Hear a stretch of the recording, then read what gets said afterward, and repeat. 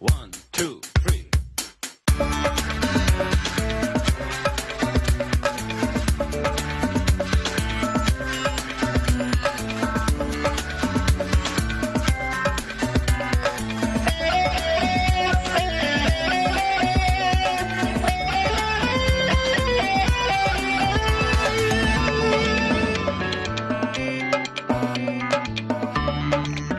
I am Magdalene. I contain multitudes.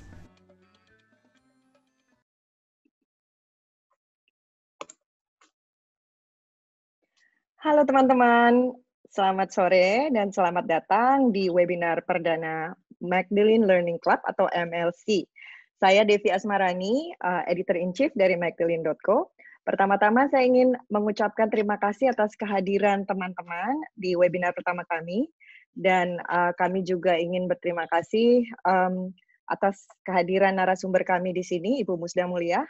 Nah, sebelumnya saya ingin memperkenalkan bagi yang belum kenal MLC itu apa. Jadi, Magdalene Learning Club itu adalah wadah dari komunitas Magdalene yang didirikan untuk tujuan pemberdayaan, knowledge sharing, sampai peningkatan kapasitas. Kegiatan Magdalene, kegiatan MLC mulai dari talk show, workshop, sampai training dengan topik yang sangat beragam. Jadi salah satunya seperti yang hari ini, spiritualitas, ada juga kelas-kelas menulis, ada juga kelas-kelas entrepreneurship dan coaching, sampai professional development. Nah, tahun ini sebenarnya kami sudah merencanakan serangkaian acara sampai akhir tahun. Namun ya COVID-19 terjadi ya, yang mengharuskan kita untuk tetap di rumah, ada lockdown. Tapi nggak apa-apa, kita bisa selalu beradaptasi ya. Karena itu kami pindahkan event-event MLC ke ruang online, salah satunya lewat webinar ini. Nah, jika teman-teman tertarik untuk mengikuti event-event kami lainnya, seperti di acara hari ini, silakan pantau website kami, magdalene.co, dan ke halaman community-nya. Di situ juga ada kalender yang menunjukkan ada acara apa aja. Selain memantau situs kami, juga teman-teman bisa follow kanal-kanal sosial media kami di Instagram, Twitter, atau di Facebook. Setiap minggu kami membuat konten Match from Home, salah satunya, yang isinya obrolan-obrolan santai yang membahas isu-isu yang beragam. Itu ada di IGTV. Dan setiap hari Jumat sore, besok ya, itu juga kami mengadakan kelas yoga gratis. Itu yoga for the absolute beginner. Jadi kalau teman-teman belum pernah ikut yoga atau masih baru banget, silahkan ikut kelas ini dan itu kelasnya gratis. Itu akan dipandu oleh saya sendiri dan ada di Instagram live kami. Kanalnya atau akunnya adalah Magdalene ID. Nah, sore ini kami telah mengundang Ibu Musda Mulia, Profesor Jurisprudensi Islam dan aktivis gender, untuk membahas tema perempuan-perempuan sufi, aspek feminisme dalam spiritual. Terima kasih Bu Musda telah datang meluangkan waktunya untuk acara ini. Nah, diskusi ini akan dipandu oleh Managing Editor Hera Diani. Karena itu, tanpa berlama-lama lagi, saya akan serahkan virtual microphone ini kepada Hera, dan teman-teman selamat mengikuti diskusinya. Terima kasih. Terima kasih. Ya, baik. Terima kasih. Selamat sore semuanya. Dengar suara saya kan ya? Oke. Selamat sore semuanya. Senang sekali. Terima kasih telah hadir untuk mengikuti webinar bersama Magdalene ini. Kami sangat senang dengan antusiasmenya. Tadi yang mendaftar sampai tadi udah sampai 400-an lebih ya. Mudah-mudahan memang semua bisa hadir. Dan jangan lupa jika ada yang punya akun Twitter, jangan lupa untuk membagi tentang acara ini atau kontennya dengan hashtag Women in Islam. Nah, untuk sore ini, tema webinar pertama kali Magdalene ini adalah, seperti tadi disebutkan, perempuan dalam sufisme. Sengaja kami pilih karena selain sedang bulan Ramadan, juga karena kita sekarang ini sedang ada di masa yang sulit ya, karena pandemi COVID-19 ini. Kami merasa tema sufisme atau dalam bahasa Arab dikenal juga dengan istilah tasawuf, ini pas karena inti ajarannya menekankan pada penyucian jiwa, menjernihkan akhlak, menjauhi hal-hal yang bersifat duniawi, menekan ego, introspeksi, dan kedekatan spiritual dengan Allah. Karena Magdalene juga media yang fokus pada isu perempuan dan gender, tema ini juga diambil karena sufisme adalah lahan yang subur bagi perempuan. Banyak sekali tokoh perempuan muncul dalam ajaran ini. Yang paling dikenal tentu saja Rabi'ah Al-Adawiyah. Waktu saya remaja dan membaca syair beliau, saya sungguh sangat terpukau. Karena konsep penyerahan dirinya kepada Allah tanpa didasarkan rasa takut pada neraka. Nggak seperti kita gitu ya, kita beribadah kadang takut pada neraka atau keinginan untuk mencapai surga. Nah itu bagi saya sungguh indah dan transendental. Nah, apa aja sih yang bisa kita tarik dari Sufisme? Mengapa banyak perempuan tertarik pada ajaran Sufisme? Dan apa aspek-aspek feminitas dan feminisme dalam spiritualisme Sufi ini? Untuk membahasnya, sebentar lagi saya akan undang ahlinya, yaitu idola saya sekaligus sahabat saya, Ibu Musda Mulia. Mungkin semua udah pada familiar ya, makanya ingin mengikuti webinar ini. Dan kalau yang belum, jangan percaya dengan yang buruk-buruk yang beredar di internet. Bu Musna adalah akademi Islam yang sangat mumpuni, profesor dalam bidang Islamic Jurisprudence atau fikih Islam. Ibu Musda ini adalah perempuan Indonesia pertama yang meraih PhD di bidang studi pemikiran politik Islam dari Universitas Negeri Islam Syarif Hidayatullah, Jakarta. Beliau juga telah menulis sejumlah buku tentang Islam kontemporer, kebijakan publik dalam Islam, kesetaraan gender, dan juga poligami. Bu Musda juga pernah mendapatkan penghargaan Yap Tiamhin untuk aktivis hak asasi manusia pada 2008 karena keberaniannya dalam mempromosikan Islam sebagai kelompok yang damai dan mengedepankan dialog serta inklusivitas. Assalamualaikum Bu Musda, terima kasih sudah datang. Sudah bersedia. Waalaikumsalam warahmatullahi wabarakatuh. Nah, Bu Musda akan memberikan paparan selama kurang lebih 30 menit, lalu kita akan ada sesi tanya-jawab. Silakan jika ada yang ingin bertanya, langsung isi di ruang Q&A ya. Baik, Bu Musda, silakan. The floor is yours. Terima kasih Mbak Hera, terima kasih kepada seluruh stafnya Magdalene ya setelah membuka diskusi dan juga membuka kesempatan belajar seperti ini buat saya sendiri sebuah kesempatan yang luar biasa ya untuk bagaimana kita saling belajar satu sama lain dan ini adalah sebuah kesempatan yang baik buat kita dan saya kira isu yang akan kita bahas ini sebuah isu yang langka ya untuk dibicarakan di masyarakat itu nggak mengenal apa sih itu sufi ya kira-kira kayak gitu. Jadi saya pikir mudah-mudahan kita semua diberkati Allah Subhanahu wa taala dan kita semua mendapatkan manfaat dari kegiatan ini. Bismillahirrahmanirrahim. Assalamualaikum warahmatullahi wabarakatuh. Alhamdulillahirabbil alamin wassalatu wassalamu ala asyrafil anbiya'i wal mursalin wa ala alihi wa sahbihi wa man tabi'ahum bi ihsan ila yaumiddin. Pertama-tama saya ingin menjelaskan kenapa sih muncul apa yang disebut dengan sufi. Ya, sufi itu orangnya. Lalu jalan menuju sufi itulah yang disebut dengan tasawuf. Kemudian pahamnya atau seluruh aspek yang berkaitan dengan sufi itu dalam bahasa Inggris biasa disebut dengan sufisme. Sufism ya. Jadi kenapa muncul?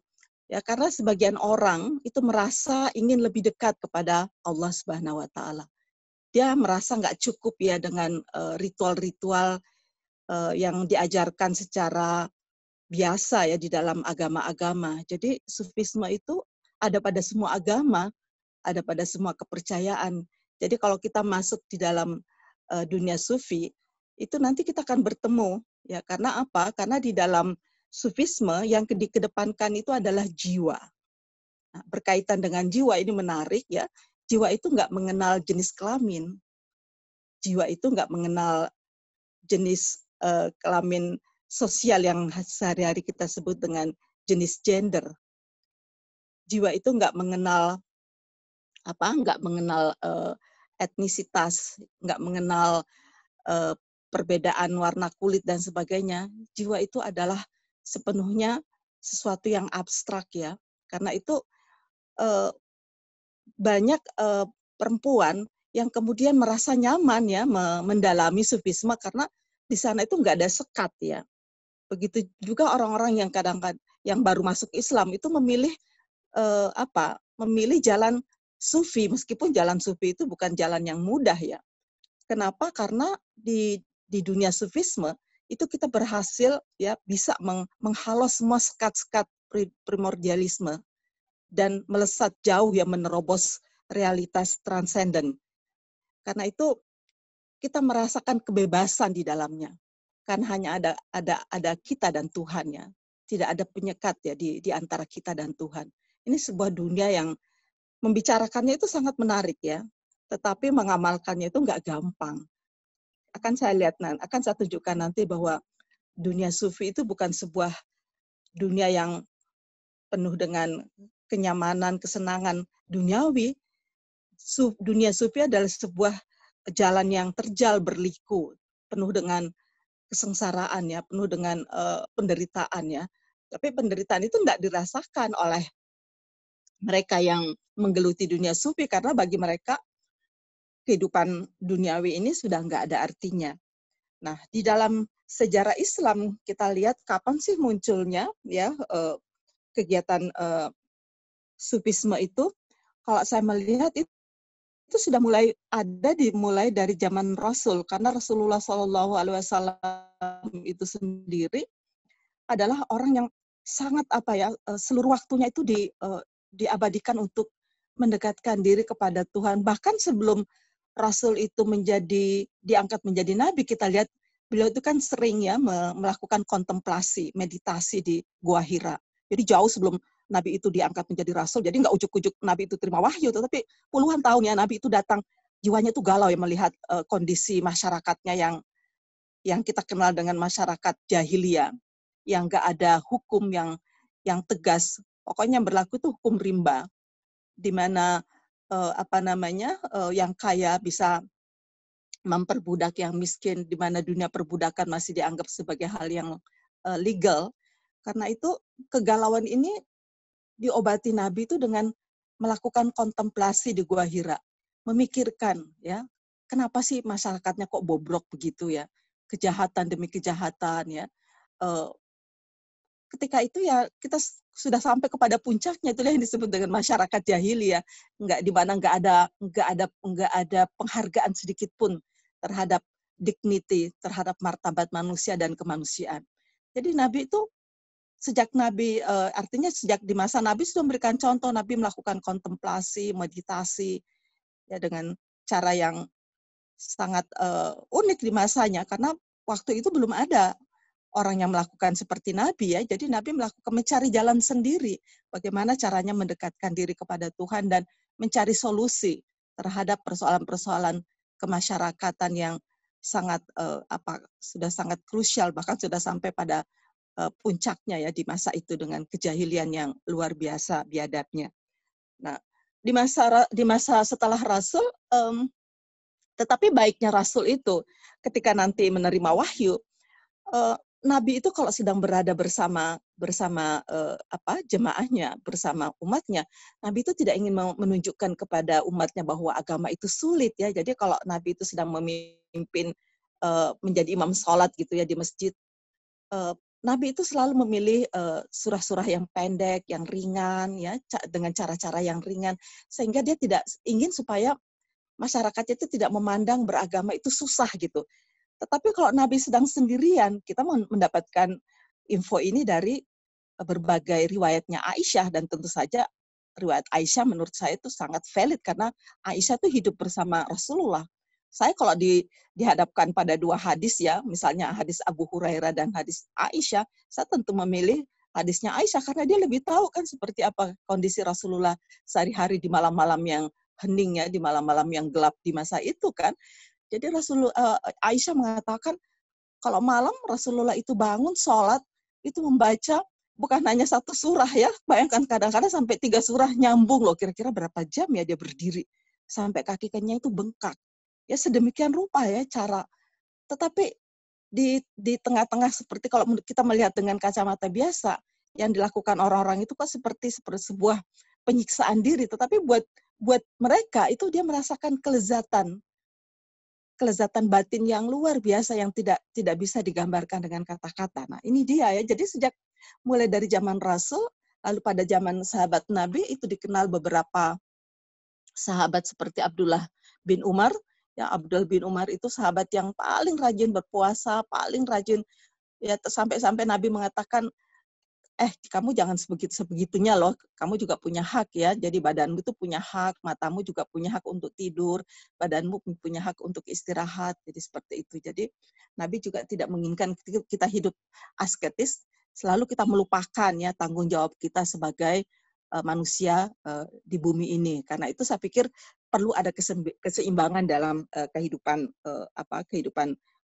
di dunia. Nah, saya ingin menjelaskan lebih lanjut, tujuannya apa sih sebetulnya sufi itu, sufi atau tasawuf itu jalannya. Nah, di dalam jalannya ini nanti muncul apa yang disebut dengan tarekat. Tarekat itu adalah sebuah sistem yang di dalamnya itu ada organisasi, karena di sana ada syekh yang menuntun, lalu ada sistem ritual, ya, sistem wirid dan sebagainya. Tetapi lama-kelamaan saya melihat tarekat ini lebih mengedepankan organisasinya, lebih mengedepankan simbol-simbolnya. Nggak bedanya seperti agama. Agama pada kenyataannya dalam kehidupan realitas kita ya sudah menjadi semacamnya organisasi, lebih mengedepankan simbol-simbol di mana di dalamnya itu ada hierarki, ada sekat. Kadang-kadang saya pikir loh, kenapa jadi seperti ini ya, padahal intisari agama itu adalah mendekatkan diri kepada Allah di mana di dalamnya itu nggak ada sekat apapun. Nah, kalau kita bersibuk diri di dalam kehidupan keagamaan dalam konteks kehidupan nyata di masyarakat kita, itu di mana sebagai perempuan kita tuh nggak merasa nyaman ya, karena selalu ada sekat di antara kita, ya, laki dan perempuan. Perempuan itu biasanya ditempatkan di tempat-tempat yang nggak nyaman. Karena itu saya baru saja kembali dari Banten, mampir di sebuah masjid, nggak taunya tempat sholat perempuan itu cuma di emperannya ya, tempatnya panas ya, nggak ada apa itu namanya, nggak ada kipas angin sedikit pun. Sementara tempatnya laki-laki itu dingin, sejuk, ya luas. Dalam hati saya, kok bisa ya manusia membuat sekat-sekat dalam kaitannya berkomunikasi dengan Tuhan? Apa mereka nggak takut ya kepada Tuhan? Nah, dalam konteks ini mari kita melihat dunia sufi itu seperti apa ya. Nah, sufi atau jalan tasawuf itu mengajarkan kita bahwa Tuhan itu sangat dekat ya. Kamu nggak perlu jarak ya untuk berada dekat dengan Tuhan. Apa ini ada landasannya dalam Islam? Oh ada. Misalnya ya di dalam surah Al-Baqarah 186 itu dikatakan ya. Wa iza sa'alaka ibadi anni fa inni qarib ujibu da'watad da'i iza da'ani. Ya. Jika hamba-hambaku bertanya padamu tentang diriku, aku itu adalah dekat sekali. Ya, aku mengabulkan seruan orang-orang yang memanggil namaku. Jadi bahkan dalam banyak hadis dikatakan Tuhan itu lebih dekat dari dari nadi leher kita. Jadi dekat sekali. Karena itu kalau kita mencari Tuhan di tempat dengan cara yang dengan cara yang menjauhkan diri kita dengan cara-cara yang sulit ya. Menurut saya itu juga satu hal yang keliru karena Tuhan itu ada di dalam diri kita. Nah, tinggal bagaimana kita mensucikan jiwa kita. Karena sebagai makhluk manusia itu terdiri aspek jasmani dan rohani. Nah, kebanyakan kita ya, terus terang ya, kebanyakan kita, termasuk saya sendiri, itu selalu sibuk dengan urusan jasmani kita. Nah, puasa ini salah satu upaya bagaimana kamu itu coba deh sibuk dengan urusan rohani kamu, urusan jiwa kamu. Jadi rohani ini sesuatu yang penting kita kita perbaiki keadaannya. Kita harus selalu berkomunikasi dengan jiwa kita. Sebenarnya kamu itu siapa? Untuk apa kamu ada? Dan setelah ini kamu akan kemana? Apa yang setelah kamu sumbangkan ya untuk kehidupan bersama, baik dalam kehidupan keluarga maupun dalam kehidupan bermasyarakat. Jadi harus kita selalu tanya jiwa itu. Karena kalau tidak, kita akan tumbuh dengan spiritualitas yang kosong. Nah, inilah gunanya dunia spiritual itu juga kita kembangkan ya di dalam kehidupan kita bersama, karena bukan hanya kita mengembangkan aspek emosional kita, intelektualitas kita, tapi juga spiritualitas kita ini juga perlu dikembangkan. Nah, pengembangannya itu adalah nanti ini melalui jalan-jalan sufi. Bagaimana caranya? Ya, apakah ada jalan yang harus ditempuh oleh seorang sufi? Oh, tentu saja di dalam banyak buku-buku sufi yang saya baca, itu ada yang disebut dengan makam. Ya, makam itu jalan-jalan yang harus ditempuh oleh seseorang yang ingin mendekatkan diri kepada Tuhan. Nah, beberapa buku sufi itu menjelaskan jalan-jalan yang ditempuh itu berbeda-beda antara satu sufi dengan sufi yang lain. Tetapi pada umumnya paling tidak ada 6 makam yang harus ditempuh oleh seseorang untuk dalam konteks pendekatan diri kepada Tuhan untuk sampai kepada puncak penyatuan diri kepada Tuhan. Karena kalau saya melihat dalam tradisi Sufi itu mereka puncaknya itu nanti adalah bagaimana dia merasa diri dekat sekali ya kepada Tuhan sehingga nggak ada lagi jarak. Pertama itu makam yang umumnya diajarkan di dunia Sufi itu adalah makam taubat. Kita bertobat betul-betul bertobat.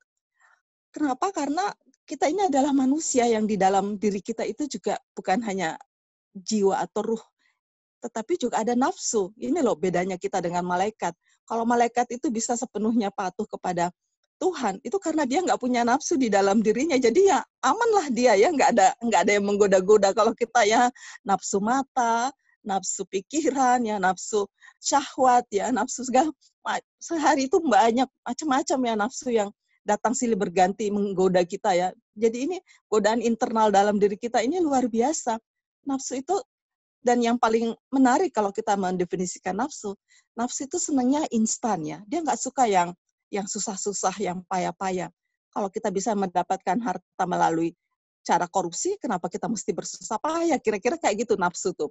Kalau kita bisa merampok, bisa mencuri, kenapa harus susah gitu? Jadi dia selalu menggiring mencari cara-cara yang instan untuk mendapatkan kenyamanan hidup. Nah, nafsu itu juga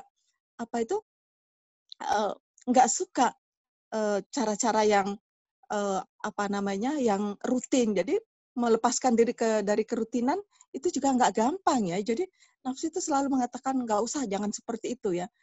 Cari jalan yang cepat, cari jalan yang mudah, cari jalan yang nyaman. Dia selalu menginginkan kenyamanan, menginginkan kemudahan ya. Jadi nggak mudah kita, misalnya kita sudah masuk pada makam taubat. Jadi dalam dunia Sufi yang saya baca, ada orang yang sampai puluhan tahun ya untuk bisa menyelesaikan makam taubat itu.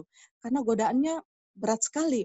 Tapi ada juga orang yang hanya setahun itu bisa selesai satu makam.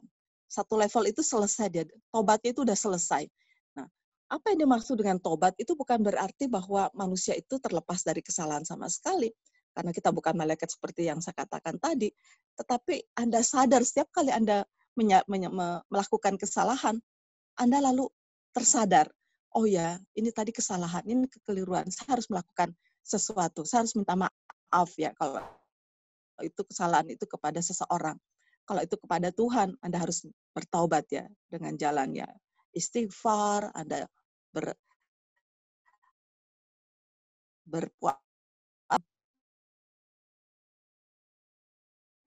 berkomitmen untuk tidak melakukannya. Taubat itu kembali untuk berkomitmen untuk tidak melakukan pelanggaran, kira-kira seperti itu.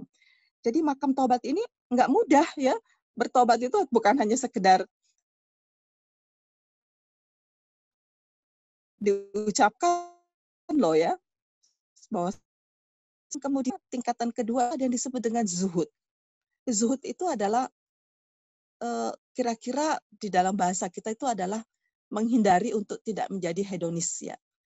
Karena nggak mudah juga sih di dalam godaan sehari-hari ini kita dihadapkan pada pilihan, loh, kalau kamu tidak mengikuti norma yang ada di masyarakat, apalagi kalau kita sudah masuk di dalam grup-grup apa gitu, di mana orang mempertanyakan merek dan sebagainya, wah kita ini sudah bingung ya gimana ya, kita ini orang yang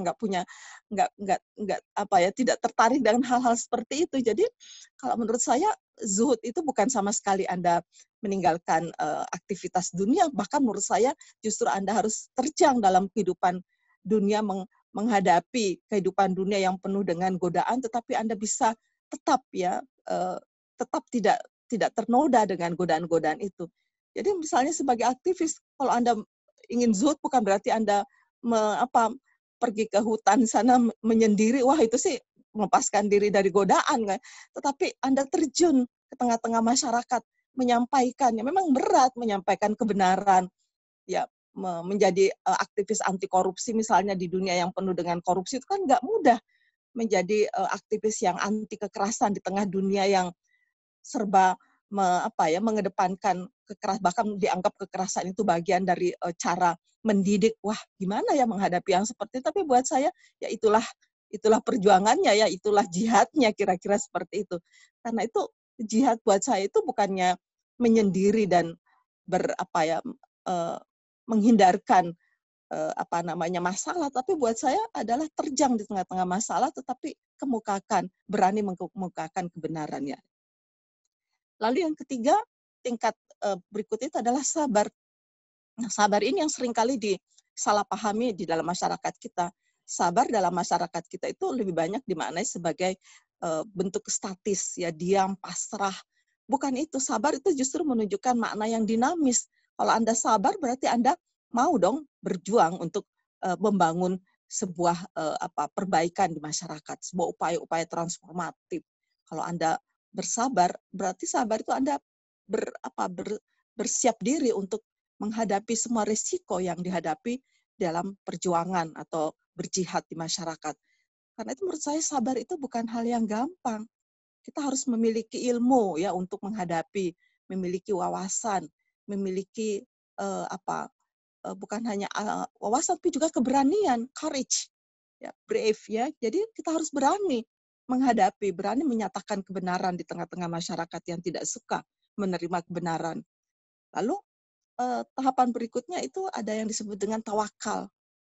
Tawakal itu sehari-hari dikatakan berpasrah, tapi yang dikatakan berpasrah di sini adalah setelah seluruh upaya itu sudah kamu lakukan, baru kemudian kamu berpasrah. Yang namanya tawakal itu begini ya, contohnya Nabi mencontohkan. Jadi ada seorang sahabat ya membawa untanya, lalu Nabi mengatakan sebelum sholat, apakah kamu tadi sudah mengikat untamu? Terus mengatakan, belum ya Rasul, saya tawakal aja kepada Allah. Rasul mengatakan, loh, kamu itu bukan bertawakal, kamu itu tidak bertanggung jawab. Kamu ikat sana unta kamu. Setelah kamu ikat dengan baik dan kamu pastikan ikatannya kuat, barulah kamu bertawakal kepada Allah. Jadi tawakal itu harus dimulai dengan usaha yang betul-betul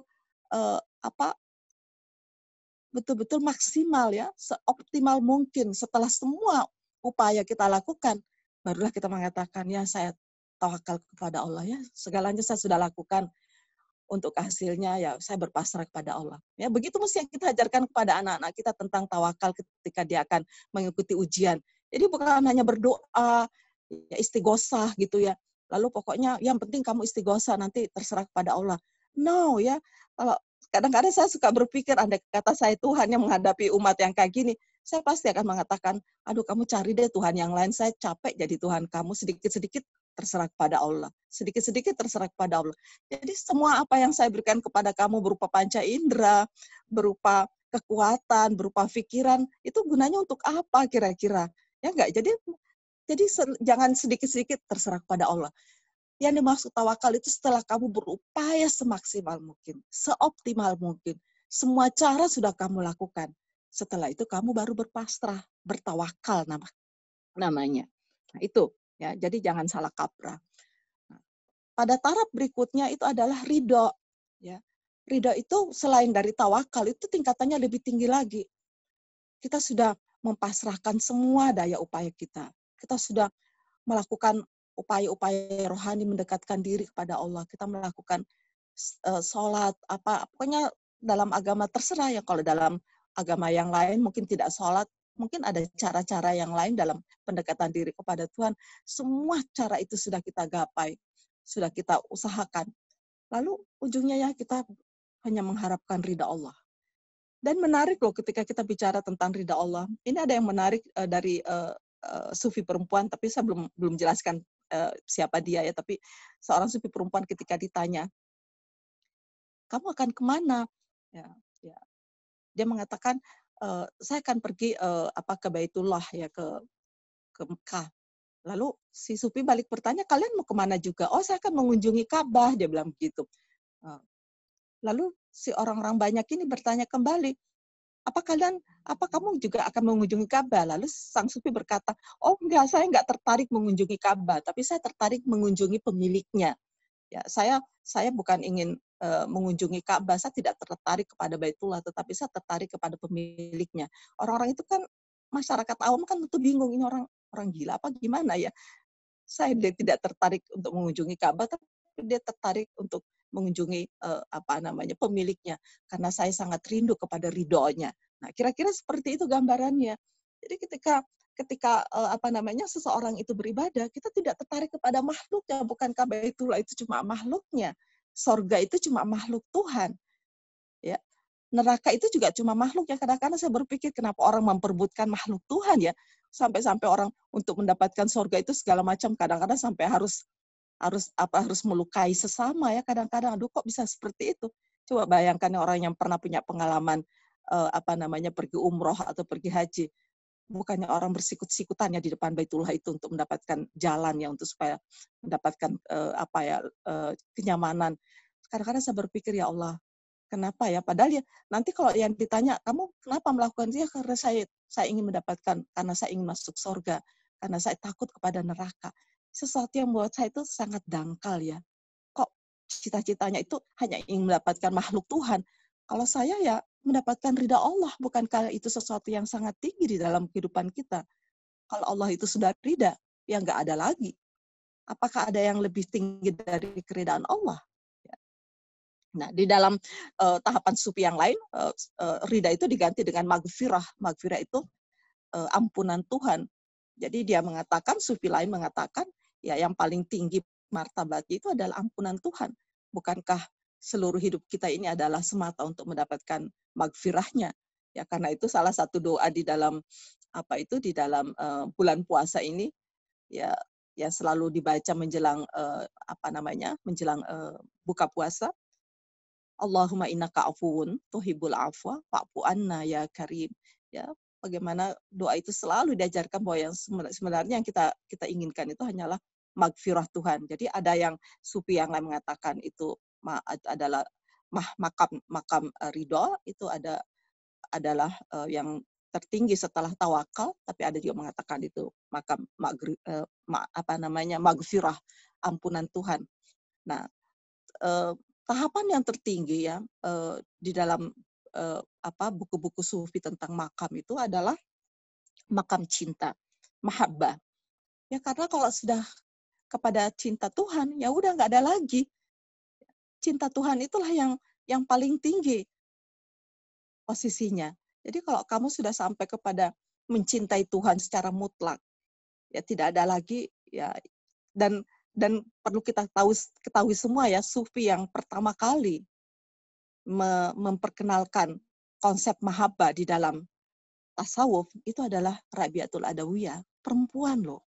Ya, karena itu saya pikir bahwa di dunia spiritual, nah inilah mengapa nanti kenapa dunia spiritual ini sangat dekat dengan aspek-aspek feminin. Kenapa di dalam kita ingin mengatakan apa sih unsur-unsur feminisme di dalam spiritualitas? Ya karena tadi adalah bahwa spiritualitas itu adalah mengedepankan jiwa. Dan jiwa itu tidak mengenal jenis kelamin, tidak mengenal jenis gender, tidak mengenal apapun. Ya, dia adalah mutlak. Sesuatu yang abstrak, hanya Allah yang tahu. Tidak punya jenis kelamin apapun. Dia seperti Tuhan. Karena itu ketika jiwa-jiwa ini bertemu, nggak ada sekat ya. Jadi dalam kondisi seperti ini, nggak ada lagi istilah haram seperti dalam dunia fikih, sedikit-sedikit haram. Jadi kalau saya membaca cerita-cerita sufi di mana para sufi perempuan dan sufi laki-laki itu bisa berdiskusi sepanjang malam sampai pagi, ya wah kalau ini di dunia fikih mereka pasti dituduh berkhalwat, ya dan itu pasti sudah digerebek sama polisi syariah ya. Nah ini yang bedanya kalau di dalam sufi itu tidak, karena apa yang berdiskusi dan berdebat atau berbincang itu adalah jiwa-jiwa. Inilah yang di dalam Al-Quran itu selalu disebut ya ayatuhan nafsul mutmainnah irji'i ila rabbiki radiyatan mardiyah fadkhuli fi ibadi wadkhuli jannati. Jadi Tuhan saja memanggil jiwa-jiwa yang mutmainnah, jiwa-jiwa yang damai, jiwa-jiwa yang tenang, yang sudah sampai kepada makamnya itu dengan panggilan yang feminin, ya ayatuhan nafsul mutmainnah irji'i, ya karena bahasa Arab itu sangat seksis, jadi kelihatan sekali kapan dia menggunakan ranah feminin, kapan dia menggunakan ranah maskulin. Jadi selalu dipanggil dengan ranah feminin. Irji'i ila rabbiki. Kembalilah kepada Tuhanmu. Ya, radiyatan mardiyah. Semuanya. Jadi ayat ini semuanya menggunakan menggunakan unsur-unsur feminin, bukan unsur maskulin. Ya karena terus terang saja ketika kita melakukan pendekatan diri kepada Tuhan, coba diperhatikan semua bentuk pendekatan diri kepada Tuhan dalam agama manapun itu selalu menggunakan unsur-unsur feminin. Ya justru feminitas kita yang kita kedepankan, kualitas feminin kita yang kita tonjolkan, ya bukan maskulinitas kita. Meskipun Anda seorang laki-laki misalnya, ketika Anda berhadapan dengan Tuhan, Anda tidak mengedepankan aspek-aspek maskulinitas Anda loh, pasti. Anda pasti dalam berdoa itu juga mengedepankan aspek-aspek feminitas di dalam diri Anda. Karena seperti kita ketahui bahwa dalam diri manusia itu kan ada aspek feminin dan aspek maskulin, ya. Nah, seharusnya sebagai manusia yang beradab, ya kita harus menyeimbangkan ya tumbuhnya aspek feminin dan maskulin itu secara bersamaan. Tetapi masalahnya pola asuh kita, pendidikan kita, mulai dari pendidikan dalam keluarga, pendidikan di sekolah, ya pendidikan di dunia formal dan non formal itu tidak seperti itu, ya tidak mengembangkan, tidak menumbuhkan aspek feminin ini dengan baik. Jadi apa yang terjadi? Aspek feminin ini berkembang hanya pada perempuan, aspek maskulin ini berkembang pada laki-laki. Begitu kita melihat perempuan agak tegas, ya, agak mengedepankan rasio, kita lalu mengatakan dia kok seperti laki-laki ya, atau laki-laki yang mengembangkan sisi-sisi femininnya, dia lebih mengedepankan ulas asihnya, kasih sayangnya, lalu kita menganggap loh itu kok seperti perempuan, lalu kita menganggap seperti padahal dua-duanya aspek maskulinitas, kualitas maskulin itu juga perlu dan itu juga positif ya di dalam diri perempuan. Sebaliknya aspek-aspek kualitas feminin itu juga penting dan bermakna di dalam diri laki-laki. Karena itu tinggal bagaimana kapan kita menggunakan aspek maskulin kita, kapan kita menggunakan aspek feminin kita di dalam dunia yang penuh pancaroba ini. Kira-kira seperti itu. Nah, di dalam perkembangannya saya melihat bahwa begitu terjalnya ya jalan sufi. Karena jalan sufi itu jalan yang saya katakan di awal, jalan yang terjal berliku seperti lorong sempit ya, gelap dan tidak banyak tidak ada hura-hura di sana, sunyi ya. Tetapi buat banyak orang inilah jalan yang paling menjanjikan di dalam kehidupan duniawi yang sangat penuh dengan tantangan. Karena itu menurut saya ya penting sekali bagaimana kita mengembangkan ya aspek ruhani ya di dalam diri kita sehingga dia berkembang dengan baik. Bukan hanya kita mengurusi aspek-aspek jasmania, tetapi juga aspek rohania ini bisa kita kembangkan secara bersama. Seperti tadi ada banyak jalan ya. Tentu saja jalan itu tidak mudah, tetapi kalau kita mau mencobanya pasti ada cara ya untuk menemukannya. Karena dalam banyak ayat juga dikatakan berusahalah. Tuhan itu tidak ingin, bukannya kesempurnaan yang dikehendaki oleh Tuhan, tetapi hanya ada dua ya yang dikehendaki oleh Tuhan pada diri manusia. Apakah kamu punya niat yang tulus dan apakah kamu punya kesungguhan? Ya, karena ujungnya itu cuma Tuhan yang dapat menilai dari semua amalan-amalan kita. Karena itu sekali lagi saya selalu mengingatkan kepada kita sesama manusia, sesama makhluk, jangan pernah kalian itu mengambil posisi Tuhan. Apa itu posisi Tuhan? Melakukan judgment, penilaian terhadap orang lain. Oh no, Tuhan tidak pernah memberikan mandat ya kepada siapapun, termasuk kepada Rasul.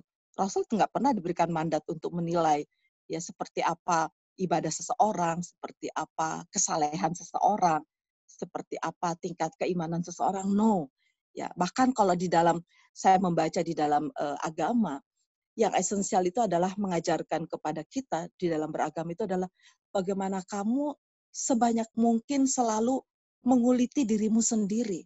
Kamu mempertanyakan dirimu itu seperti apa. Ya, jangan mempertanyakan orang lain karena itu tidak patut ya. Kamu bukan Tuhan. Jadi kamu mempertanyakan dirimu sendiri. Apa yang sudah kamu lakukan? Sejauh mana yang sudah kamu lakukan? Apa manfaatmu kepada sesama? Ya, kira-kira seperti itu. Lalu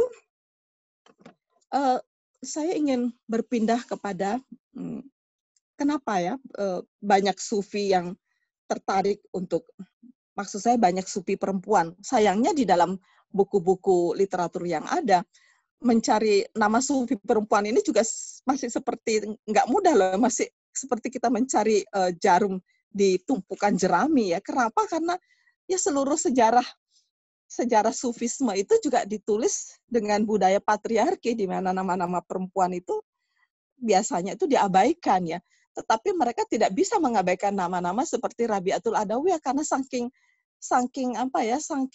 terkenalnya. Karena nyata ketika kamu mulai bicara tentang konsep mahabbah di dalam sufisme, kamu nggak bisa melupakan nama Rabi'ah karena dia adalah pencetus, dia adalah pionir ya di dalam konsep mahabbah. Nah, saya akan mulai ya membincang ya sufi perempuan seperti apa sih kehidupan mereka sehingga kita bisa mengambil ibrah. Ibrah itu artinya mengambil pelajaran dari kehidupan para sufi perempuan tersebut. Rabi'ah ya itu adalah dalam banyak riwayat ada yang mengatakan dia itu sebenarnya anak seorang bangsawan ternama ya di sebuah wilayah di Yaman, tetapi kemudian diculik lalu kemudian dia dijual.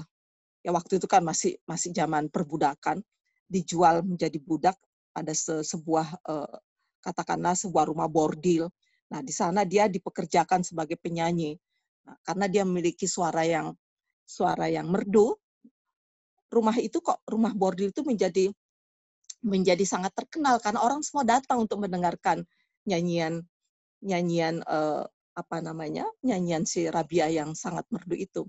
Suatu hari Rabi'ah bertemu ya dengan seorang perempuan yang konon kabarnya dia adalah seorang sufi dan mengajarkan kepadanya tentang hakikat, tentang makrifat ya, tentang kehidupan lain ya dari kehidupan duniawi ini. Nah, dari situ dia tergerak hatinya. Lalu apa yang dilakukan oleh Rabi'ah? Dia masih dalam posisi sebagai budak ya yang dimiliki oleh seorang pemilik rumah bordil. Lalu setiap malam setelah dia menunaikan tugasnya di rumah bordil itu, dia tidak pergi istirahat. Rabi'ah lalu berwudu dan melaksanakan sholat sepanjang malam. Dan yang dia minta di dalam sholatnya itu adalah dia hanya bermunajat kepada Tuhan, ya Tuhan, aku ini perempuan yang hina, ya perempuan yang penuh dosa. Bisa nggak ya Engkau memberikan saya jalan supaya saya dapat memelukmu, dapat berdekatan denganmu, karena aku merasa bahwa hanya Engkau yang patut kucintai, tidak ada yang lain. Jadi hanya itu doanya. Jadi sangat kalau dilihat sepintas doanya sederhana sekali, hanya ingin mencintai Tuhan ya, supaya dia diberikan jalan bagaimana caranya mendekatkan diri kepada Tuhan. Nah, berbulan-bulan ya Rabi'ah melakukan itu sampai suatu ketika, satu malam, ruangannya itu penuh dengan cahaya dan majikannya itu melihat dengan penuh ketakjuban. Dia juga merasa ada semacam ketakutan ya. Besok harinya lalu beliau majikannya itu membebaskan dia. Nah, sejak itu dia terbebaslah dari kungkungan hidup yang penuh dengan dosa dan dia mulai mengikuti guru sufinya ini sayangnya guru sufinya tidak terkenal ya karena dia tidak memiliki murid-murid yang kemudian membukukan buku-bukunya dan sebagainya, bukan buku-bukunya tapi membukukan penuturannya atau ajaran-ajarannya seperti murid-murid Rabi'ah. Nah, apa yang dia mulai dimulai dilakukan oleh Rabi'ah? Dia mulai memikirkan bagaimana caranya mencintai Tuhan secara mutlak. Hanya itu saja pikirannya, bagaimana supaya dia tidak lagi mencintai apapun kecuali mencintai Tuhan. Karena dia yakin betul hanya Tuhan yang patut dicintai, tidak ada yang lain. Tidak ada tempat ya buat makhluk Tuhan. Karena itu ketika dia ditanya suatu ketika oleh sahabat-sahabatnya para sufi, dia mengatakan, "Ya Rabi'ah, apakah masih ada tempat di relung hatimu untuk mencintai manusia?" Ya, ketika ada juga yang dalam banyak riwayat dia dilamar oleh sesama sufi, ya oleh Hasan Basri, oleh yang lain ya, dia mengatakan, "Bagaimana saya akan menerima lamaranmu? Bagaimana saya akan bisa membagi cinta denganmu? Karena seluruh relung hati saya ini sudah penuh dengan cinta kepada Tuhan. Saya mohon maaf kepadamu." Ya. Jadi ini menarik ya. Beberapa syair cinta Rabi'ah itu kalau saya baca itu kedalamannya itu luar biasa ya, sampai saya tuh senang membacanya itu di tengah-tengah malam, di keheningan malam ketika saya sedang galau kalau dengan banyak persoalan-persoalan. Biasalah kita menghadapi banyak persoalan dalam kehidupan kita. Saya membaca, misalnya ya ini ada satu, saya selalu senang membaca ini. "Aku mengenal cinta sejak aku mengenal cintamu. Hatiku telah terkunci bagi selainmu. Aku selalu siap mendesahkan namamu, wahai Tuhan. Seluruh rahasia-rahasia setiap hati. Sedang aku yang tak bisa menatap wajahmu. Aku mencintaimu dengan dua cinta. Cinta karena hasrat diriku kepadamu, dan cinta karena hanya engkau yang patut dicinta. Dengan cinta hasrat aku selalu sibuk menjemput namamu. Dengan cinta karena dirimu saja dan tidak yang lain. Karena cintamu adalah mutlak. Itu karena aku berharap engkau buka tirai wajahmu. Biar aku bisa menatap wajahmu seluruhnya, sepenuhnya. Tak ada sembah dan puji bagi siapapun. Seluruh sembah dan puji hanya kepadamu, ya Allah. Karena cintaku adalah mutlak untukmu." Saya itu mohon maaf ya, karena kadang-kala saya nggak bisa menjaga mengendalikan rasa emosi saya ya ketika saya membaca membaca puisi-puisi Rabi'ah itu dalam sekali. Lalu pertanyaannya, cinta itu apa sih ya? Pertanyaan kok, emang cinta itu apa gitu ya? Kadang-kadang mahasiswa saya juga suka bertanya seperti itu. Lalu saya hanya menyampaikan definisi yang disampaikan oleh Mahmud Ghurab, ini seorang penulis puisi yang sangat terkenal di Mesir. Dia mengatakan,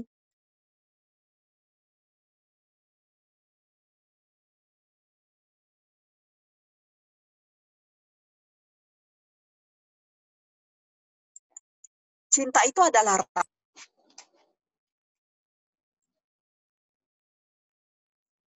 Halo? Halo Ibu ya, tadi Masih barusan sempat kedengeran? hilang. Iya masih Bu, sekarang kedengeran lagi. Ya, Silakan, Bu. sedikit aja. Jadi menurut Mahmud Ghurab, apa sih definisi cinta? Itu kan banyak yang penasaran. Cinta itu adalah rasa. Kau tak akan paham hakikatnya. Cinta adalah sesuatu yang sungguh-sungguh menakjubkan. Sungguh menakjubkan. Nah, Rabi'ah di dalam kehidupan saya tidak aktivitas dalam kehidupan masyarakat. No, dia tidak hanya mengurung diri di dalam kamarnya, tidak. Tapi saking mungkin mengatakan saking sibuknya Rabi'ah itu menyampaikan kepada masyarakat supaya Rabi'ah tuh ingin melakukan perlawanan terhadap kelompok agama di masyarakatnya yang sangat mengedepankan simbolisme ya, sangat mengedepankan aspek fikih. Jadi diriwayatkan dalam banyak buku sufi, Rabi'ah itu seringnya keluar membawa kendi air dan membawa obor. Lalu apa yang dia lakukan? Dia banyak yang bertanya, "Rabi'ah, kamu mau kemana bawa kendi, bawa obor?" "Saya ingin membakar sorga dan saya ingin mematikan api neraka." Loh, maksudnya apa? Rabi'ah berjuang sebetulnya supaya masyarakat itu beragama mencari yang hakiki, jangan mencari yang simbolistik ya. Kenapa? Karena menurut Rabia orang-orang itu kok beragama hanya karena mengharapkan sorga dan hanya karena takut kepada neraka. Karena itu saya mau membakar sorga supaya api neraka itu menyala di sorga dan supaya di neraka itu padam apinya. Supaya orang itu tidak lagi beragama itu hanya mengedepankan simbolisme, kira-kira seperti itu. Jadi Rabia juga berjuang melawan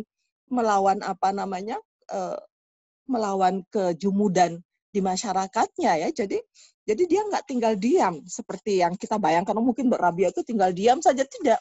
Pada malam dia sholat mulai dari jadi dalam banyak riwayat saya mendapatkan tulisan Rabia itu kalau sholat Isya itu nyambung sampai sholat subuhnya. Ya, setelah itu baru dia beraktivitas di masyarakat. Jadi kalau mungkin orang seperti kita, mungkin kita sudah pusing kali ya kalau sepanjang malam kita tidak tidur. Nah, ini yang saya temukan gurunya Rabia itu namanya Hayyuna. Hayyuna itu tidak banyak dikenal sih di dalam dunia sufi, tapi saya menemukan satu tulisan yang ditulis oleh Robert Fraser, yang judul bukunya itu Psikologi Sufi. Saya menemukannya itu di sana. Nah, Hayyuna ini pernah menulis sebuah puisi yang bunyinya sebagai berikut. Wahai kekasihku satu-satunya, engkau yang memberikan kegembiraan.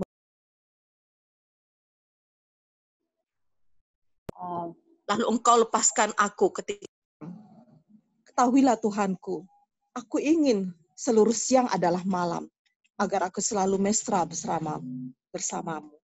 Nah, ini kan menarik yang dari Rabia itu kemudian dari Hayyuna itu kemudian Rabia belajar tentang makna kedekatan diri kepada Tuhan, belajar tentang pentingnya kita selalu melupakan aspek-aspek simbol di dalam agama. Masalahnya di dalam agama kita ini selalu ya aspek simbolisme ini dan aspek yang unsur-unsur patriarkalnya ini yang selalu mengganggu kita nih kaum perempuan. Ya karena sedikit-sedikit haram, sedikit-sedikit nggak boleh, sedikit-sedikit harus ini, harus itu. Jadi kadang-kadang kita tidak merasakan kebebasan yang sesungguhnya. Kebebasan dalam arti bukan kebebasan kita tidak ingin bertanggung jawab, tetapi kebebasan yang bertanggung jawab di mana kita bisa merasakan keadilan, di mana kita bisa merasakan kesetaraan, kesederajatan sebagai makhluk, sebagai manusia. Nah, ini yang nggak ada di dalam di dalam aktivitas agama yang mengedepankan hal-hal yang simbolistik. Baik, Ibu, mohon maaf, mungkin kita masuk ke tanya jawab aja sekarang. Oh, boleh, silahkan. Ya, sebelumnya ini udah banyak yang masuk juga pertanyaan-pertanyaannya. Sebelumnya, tapi kami ingin meminta teman-teman sekalian untuk mengisi poll dulu, jajak pendapat dulu. Nanti akan muncul, silakan dijawab. Ya, silakan dipilih pertanyaannya. Jawabannya, sorry. Ya, ini ada pertanyaan, Bu. Beberapa ada yang sama. Katanya sufi ini kan sesuatu yang indah. Sufisme itu adalah sesuatu yang indah. Tapi mengapa banyak sepertinya kelompok Sunni yang menganggap bahwa ini adalah ajaran yang sesat? Gimana nih, Bu? Yang mengatakan sesat itu siapa? Sejumlah kalangan. Yang saya baca sampai ada segala macam. Sekarang langsung dijawab. Ya, langsung aja, Bu. Ya, terus terang aja bahwa tidak semua orang itu mengerti sufi dan mengenal dunia sufi. Ya, jadi kadang-kadang di dunia Islam, di dunia Islam sendiri, dalam agama Islam sendiri, praktek-praktek sufi ini dianggap bid'ah. Ya, kadang-kadang saya sedih juga ya, karena mereka itu. Nah, ini yang saya ingin katakannya, inilah pentingnya kita memahami literasi dalam beragama. Literasi agama itu penting. Karena apa? Dengan literasi agama itu mengajarkan kita bukan hanya membaca dan menulis, tetapi juga bagaimana kita berpikir kritis terhadap segala persoalan, termasuk dalam masalah-masalah keagamaan. Kalau Anda punya pemikiran yang kritis seperti yang dikembangkan oleh para feminis, pasti Anda tidak bikin sekat-sekat, ya, tidak ada perbedaan antara laki dan perempuan di dalam upaya mendekatkan diri kepada Tuhan, karena kita sama-sama makhluk. Bahkan dalam banyak ayat sendiri, Tuhan mengatakan tidak ada bedanya, laki dan perempuan, dua-duanya adalah makhluk Tuhan. Ya, mereka saling melengkapi satu sama lain. Bahkan ada satu ayat yang luar biasa ini dalam menjelaskan relasi suami istri. Hunna libasul lakum wa antum libasul lahunna. Coba bayangkan, itu kalau dalam dunia sufi itu penjelasannya panjang sekali. Bagaimana kamu, wahai laki-laki, adalah pakaian buat para istrimu. Dan istrimu adalah pakaian buat suamimu.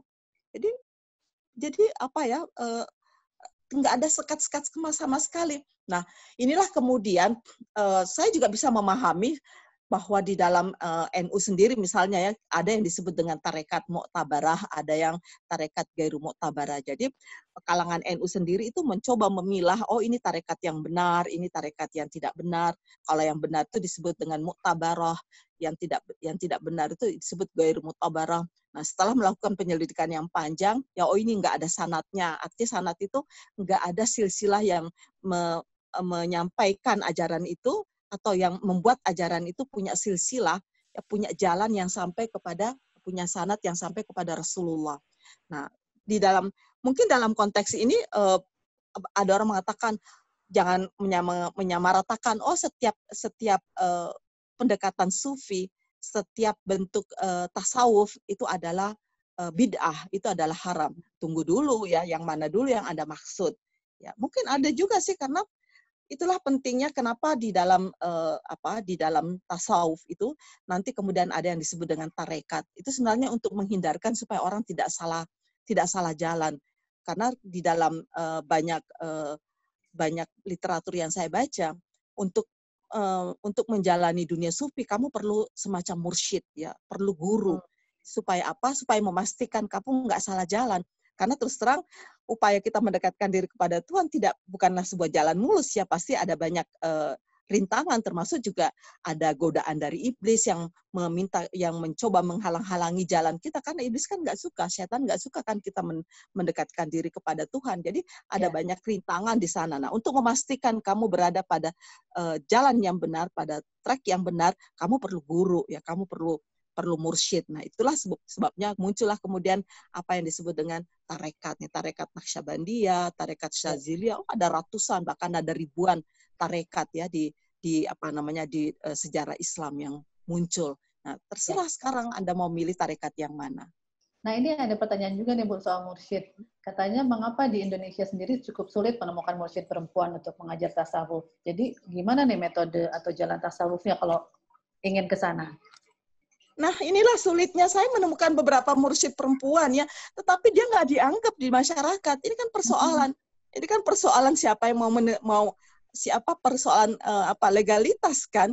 Karena keangkuhan, terus terang saya ingin mengatakan keangkuhan dunia patriarkal ini masih sulit diabaikan ya sampai sekarang. Saya kadang-kadang berpikir, andai kata kamu semuanya sudah kehilangan sudah bisa menaklukkan rasa angkuhmu, rasa sombongmu, ya, rasa arogansimu, kamu pasti akan menerima mereka.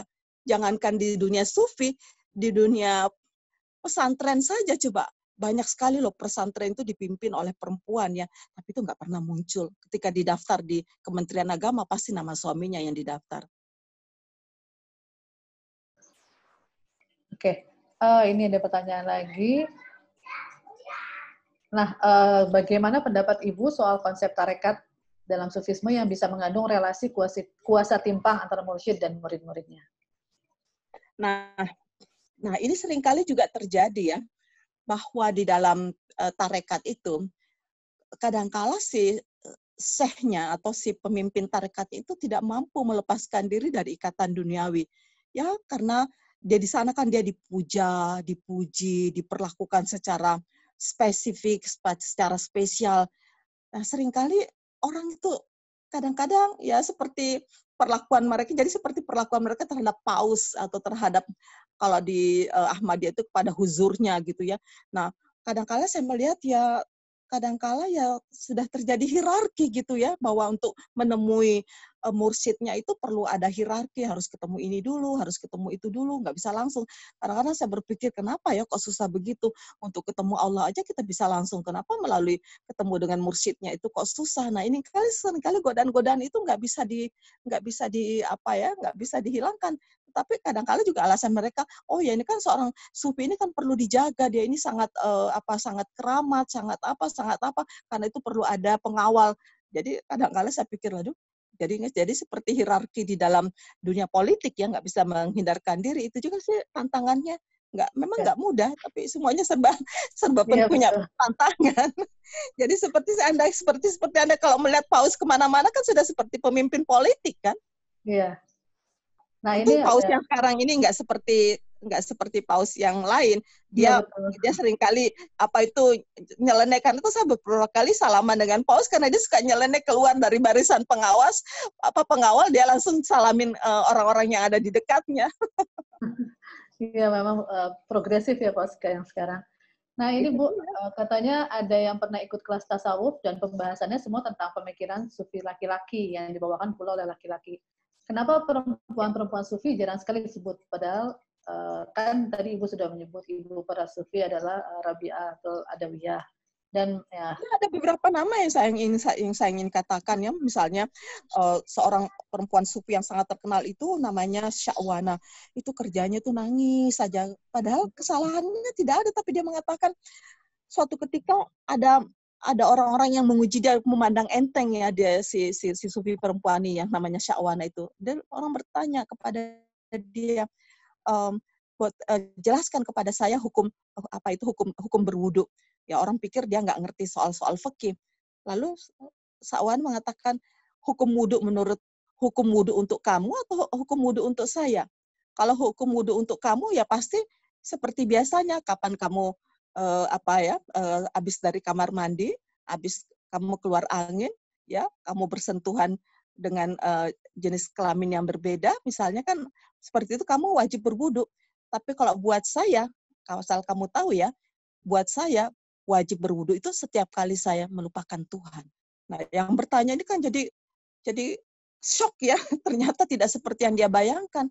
Tapi sayangnya di masyarakat kita ketemu mau menerima sufi aja, kalau dia perempuan itu kan, aduh, jangankan gitu, orang-orang yang mengerti agama itu segala macam cara dilakukan untuk membunuh karakternya, supaya dia tidak muncul dalam panggung sejarah. Dihilangkan namanya. Ya. Itu Rabia itu kenapa namanya muncul? Karena orang nggak bisa nggak memunculkan namanya orang, karena begitu orang menyebut konsep mahabbah, kamu pasti harus menyebut nama Rabia. Ya meskipun nanti konsep mahabbah itu dikembangkan oleh sufi yang lain, Ibnu Arabi, seorang sufi laki-laki di Andalusia, di Spanyol sana, pada abad ke-12. Dan dia berguru, dia mengatakan dalam bukunya yang berjudul Al-Futuhat, ya Al-Makkiyah, dalam bukunya dia mengatakan, saya belajar sepenuhnya dari dari ajaran-ajaran mahabbahnya Rabi'atul Adawiyah. Tapi kan ini kan sufi yang jujur, ini orang yang jujur yang mau mengakui bahwa dia belajar dari sufi perempuan. Tapi kan dalam masyarakat kita begitu disebut sufi pasti bayangannya itu laki-laki seperti ya, ulama, mana ada orang menyebut perempuan ulama? Ya. Ayo. Nggak ada kan, begitu ulama pasti dia laki-laki, dan itu sampai sekarang, mungkin sampai kiamat. Sekarang ada kupi Bu, yang hidup kupi. Ya, ini Bu ada pertanyaan, di dalam sufi itu kan melihat jiwa tidak bergender, tidak ada sekat-sekat, non-binary lah katakan. Bagaimana pandangan sufi dengan beberapa surah Al-Quran yang menjanjikan bidadari-bidadari yang sepertinya digambarkan seperti perempuan cantik jelita. Jadi seolah-olah surga itu hanya untuk laki-laki. Gimana tuh Bu? Saya sudah katakan, bagi sufi, dia nggak tertarik dengan sorga. Apa yang dikatakan Rabi'ah setelah munajatnya yang panjang? Ya Allah, kalau aku bermunajat kepadamu, hanya menginginkan sorgamu, maka jauhkanlah sorga itu dariku. Kalau aku bermunajat kepadamu, hanya menginginkan nerakamu, maka ceburkanlah aku ke dalam nerakamu. Karena sesungguhnya aku tidak tertarik pada sorgamu dan tidak takut pada nerakamu. Saya hanya ingin memeluk dirimu dalam keridaan. Coba itu kan dalam sekali. Seperti yang saya katakan di awal, orang-orang yang seperti ini kalau di dalam Al-Quran itu kan karena apa? Kenapa Al-Quran itu penting ya, menyebutkan sorga dengan bidadari. Itu kan untuk memberikan apa ya? Memberikan sugesti kepada masyarakat Arab jahiliyah yang pikirannya itu ya adalah pikiran-pikiran ya yang saya nggak sampai hati menyebutkannya ya, pikiran-pikiran erotis kayak gitu. Namanya juga masyarakat jahiliyah, masyarakat Arab. Karena itu saya selalu mengatakan, jangan tempatkan dirimu seperti masyarakat jahiliyah di mana Al-Quran itu diturunkan.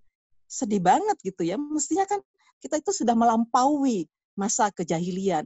Kita tidak tertarik lagi pada sorga dan neraka, dan untuk mendapatkan keridhaan Tuhan, kita nggak perlu ya, nggak perlu kita ditakut-takutin. Jadi nggak perlu lagi. Jadi mestinya ini masyarakat kita sekarang ini ya, mestinya nggak perlu lagi ditakut-takuti dengan neraka, ya, yang diiming-imingi dengan sorga. Buat saya itu cara beragama jahiliyah. Tahu nggak sih menurut? Menurut saya seperti anak-anak kali Bu ya, diiming-imingi. Taman kanak-kanak kata Gus Dur. Iya. Apa sih perlu diiming-imingi kayak gitu?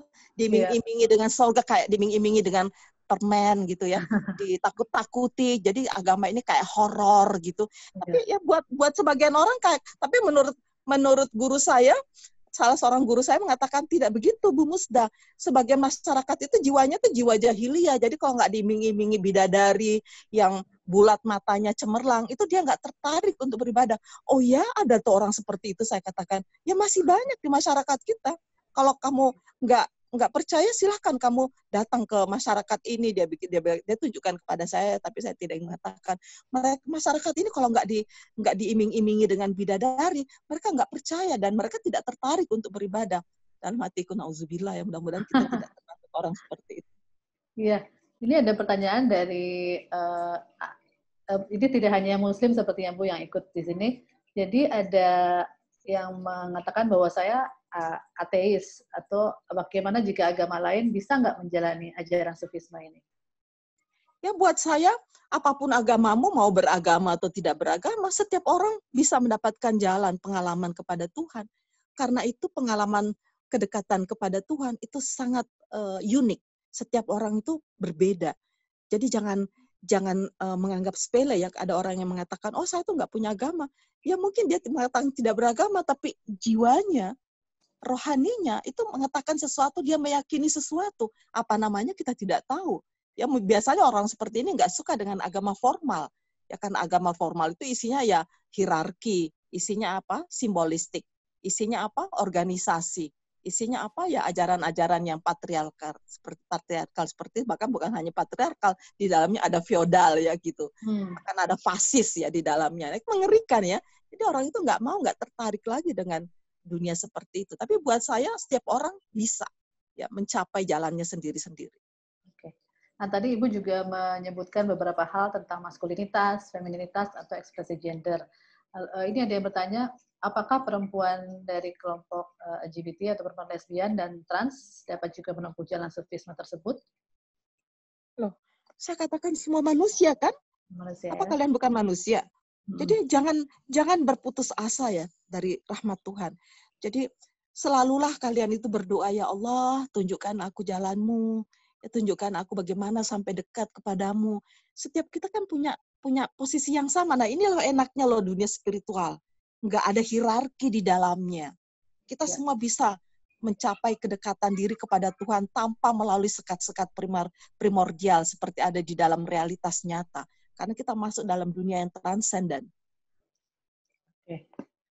Bu Musda, ini ada pertanyaan, katanya tantangan kita saat ini untuk bicara feminisme dalam Islam justru datang dari kalangan perempuan sendiri.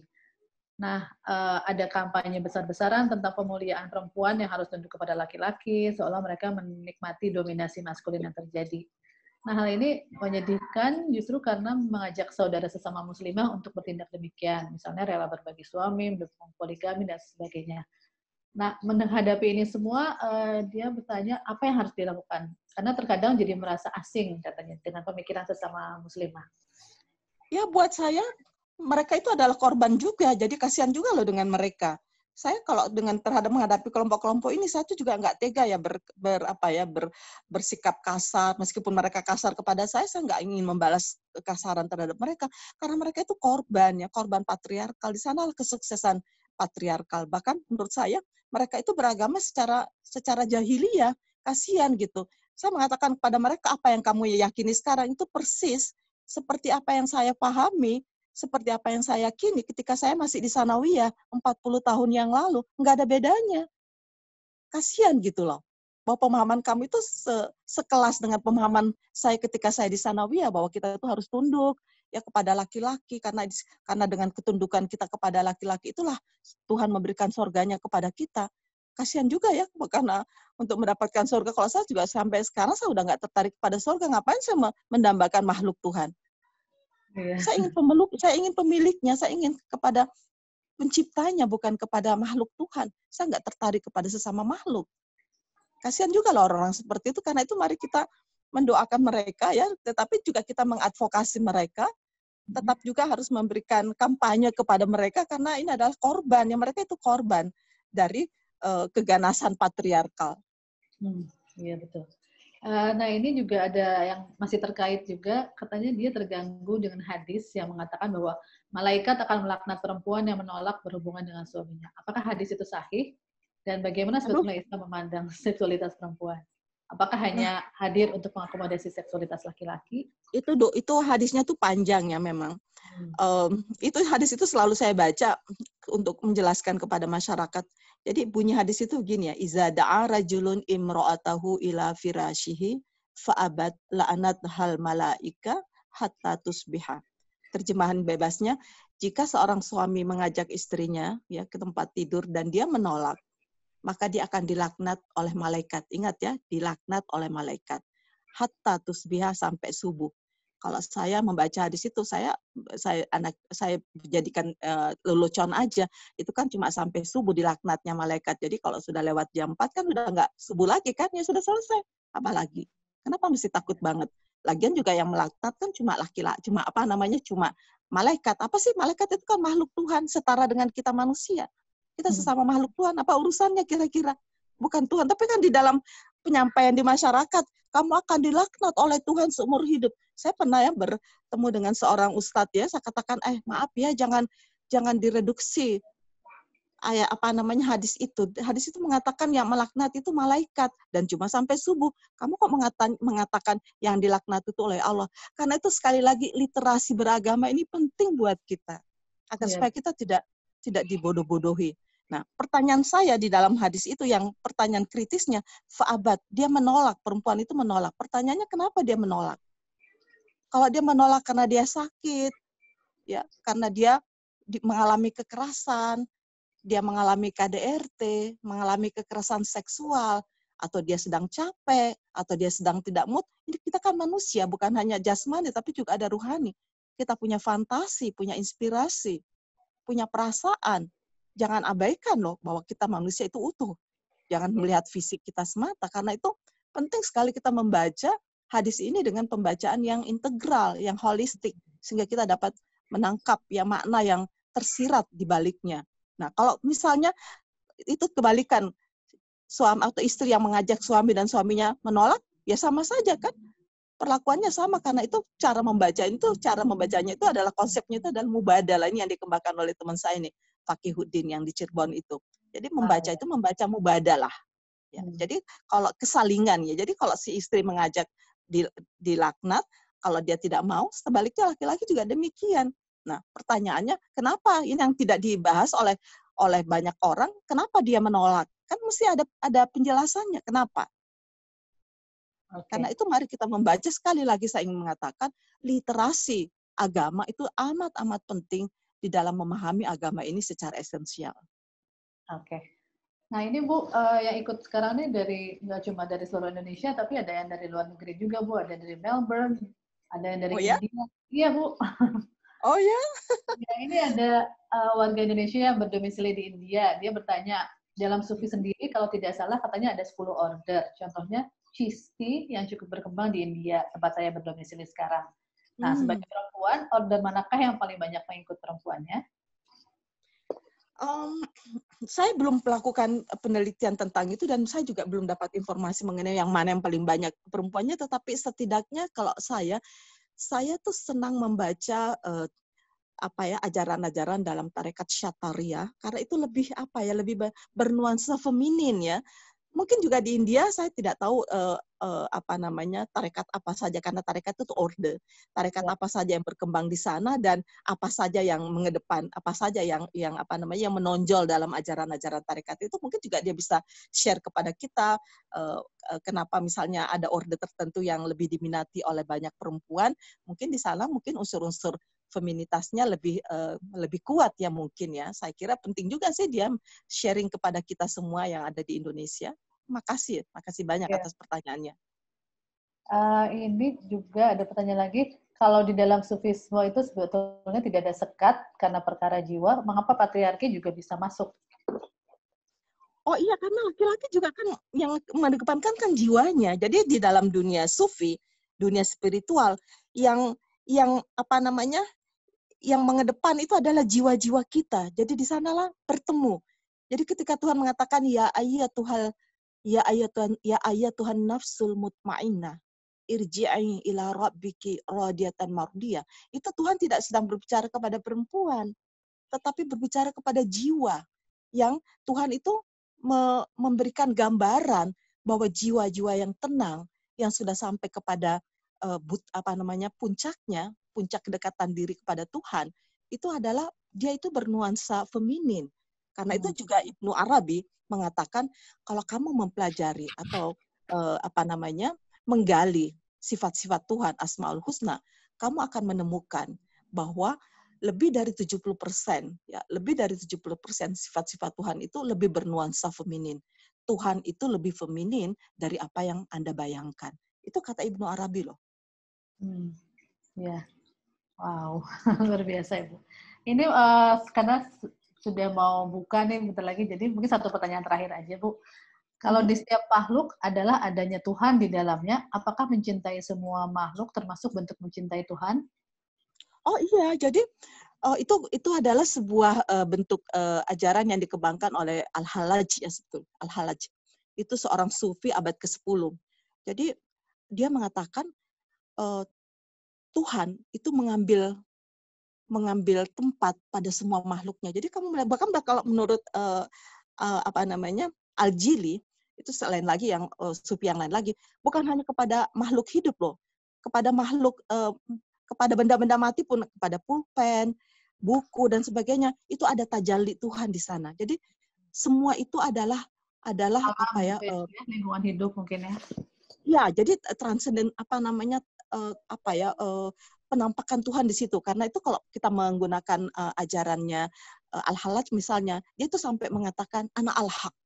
Saya ini Tuhan gitu, karena dia sudah nggak bisa membedakan mana Tuhan dan mana dirinya. Nah, tetapi kan kemudian dalam sejarah kita lihat Al-Halaj itu kan dihukum pancung ya. Biasalah sama polisi-polisi syariah gitu, oh ini sudah murtad dan sebagainya. Dia tidak tahu bahwa ketika Al-Halaj mengatakan anak al-haq, saya adalah Tuhan, itu adalah sebuah proses yang panjang sekali ya, ke sebuah kesadaran yang sangat panjang untuk sampai ke sana, sehingga Al-Halaj itu sampai kepada sebuah kesadaran bahwa tidak ada lagi sekat antara dirinya dan Tuhan. Tetapi kan orang-orang syariah ini kan sulit ya menangkap hal-hal yang ruhani seperti itu, hal-hal yang spiritual seperti itu. Karena itu saya mengajak kita semua, marilah kita di dalam beragama, agama apapun yang Anda anut, ataupun Anda tidak beragama, bisa nggak ya kita itu lebih mulai sekarang kita lebih mengedepankan aspek-aspek spiritual ya di dalam diri kita. Karena kalau sudah spiritualitas kita yang menonjol, maka kita akan sampai kepada prinsip kesetaraan semua manusia, bahkan semua makhluk. Dan kita akan sampai kepada bahwa semua makhluk harus diperlakukan secara adil, dan semua makhluk punya kebebasan untuk dekat kepada Tuhan. Amin. Harus bisa sih Bu ya. Oke, terima kasih banyak Ibu Musdah. Aduh, sangat insightful. Ini pertanyaannya juga bagus-bagus dan masih banyak sebetulnya, tapi sayang sekali waktunya nggak cukup karena ya sudah akan jam buka. Sekali lagi terima kasih Ibu Musdah. Sama-sama, ya saya juga merasa bahagia bisa bertemu dengan meskipun di dunia virtual ya dengan teman-teman sekalian. Saya berharap bahwa mudah-mudahan ini ada manfaatnya dan Allah memberikan jalannya kepada kita untuk sampai kepada nurnya dan kita sampai kepada pendekatan diri kepada Tuhan dan cinta yang mutlak hanya kepada Tuhan. Amin. Aduh, damai sekali. Ya, terima kasih semua teman-teman yang telah ikut berpartisipasi dalam webinar kali ini. Jangan lupa untuk ikut juga acara berikutnya, yaitu Kamis 14 Mei, ada webinar meditasi untuk kesehatan mental bersama Eva Mokhtar. Saya Hera Diani dari Magdalene, undur pamit. Terima kasih atas perhatiannya dan partisipasinya. Sampai jumpa lagi.